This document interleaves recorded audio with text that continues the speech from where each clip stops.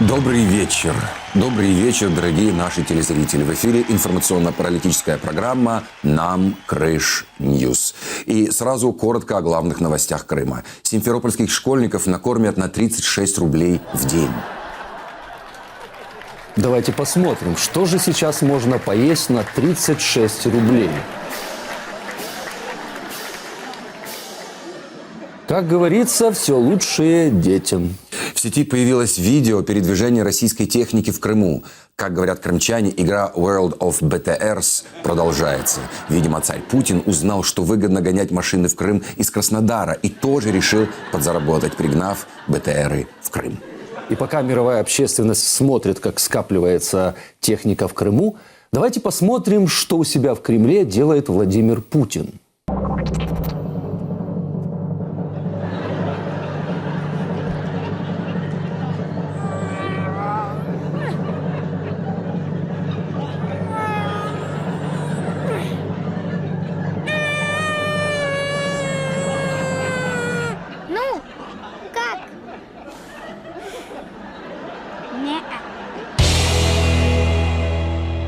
Студенты Крымского вуза записали видеообращение к Организации Объединенных Наций, где во всех бедах обвинили президента США Барака Обаму. Давайте посмотрим небольшой отрывок этого обращения.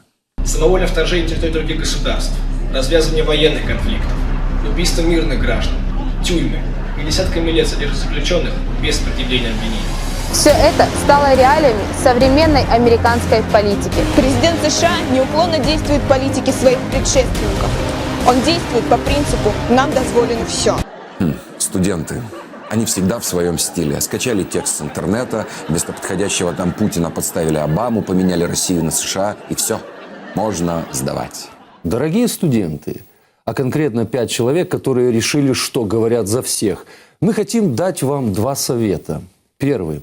Не записывайте видео на фоне проезжающих БТРов. И второй. Вы текст обращения не выбрасывайте. Не сегодня, так завтра что-то изменится. Можно будет также поменять имя и страну. И записывать. Записывать. А ведь простите, пожалуйста, погода в Крыму сейчас так переменчива. В Симферополе на улице Дмитрия Ульянова появились неопознанные тайные знаки.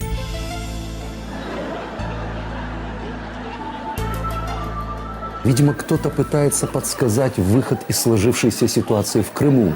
Там, глядишь, и свет появится, и африканскую чуму как рукой снимет. Россия объявила мобилизацию в Крыму. Давайте посмотрим, как проходили учения в оккупационной армии. Посмотрите на себя! Зеленые, женоподобные, безмускульные щенки! Ау-ау! К мамочке, небось, хотите? Домой! А кто мамочку защищать будет? Я! Дядя Петя! Кстати, после этого объявления у крымских ватников резко появились украинские паспорта и непреодолимое желание учиться в украинских вузах. Из-за стремительно рушащегося русского мира в Крыму псевдовласти полуострова требуют от России срочно начать строить Керченский мост, только уже не вымышленный, как энергомост, а реальный, чтобы в случае чего успеть их эвакуировать. С таким планом эвакуации остается добавить только одно. Господа псевдоправители, учитесь плавать, ведь Керченский мост разводной. Наши, я извиняюсь за выражение, коллеги с телеканала «Миллет» продолжают освещать самые важные события в оккупированном Крыму. Например, как в парламенте наградили студентов. Или как Ильясов и Смирнов заявляют, что они самые репрессированные и выделяют себе 170 миллионов рублей. Или о молодежном форуме «Родная гавань». Рассказали, как уже достраивают мост, как укрепляется рубль и какая будет завтра погода. Вот только о том, что в Крыму проведены обыски в домах крымских татар и 12 человек задержали без объяснений, телеканал «Миллет» решил не говорить. Кстати, «Миллет» переводится как «народ». И возникает вопрос, на какой именно «Миллет» работает этот «Миллет»? Главный няш-мяш Крыма не перестает нас удивлять.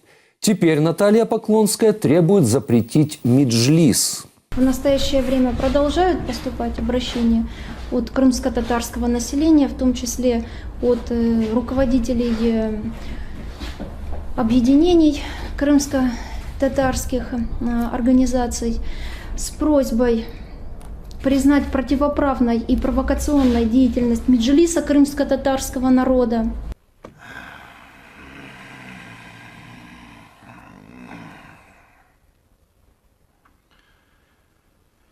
Да что ты, черт побери, такое несешь? Что же вы, Наташенька, остановились? Запретите уже имена Рифат, Мустафа, Ленур, а для полного счастья запретите весь крымско-татарский народ.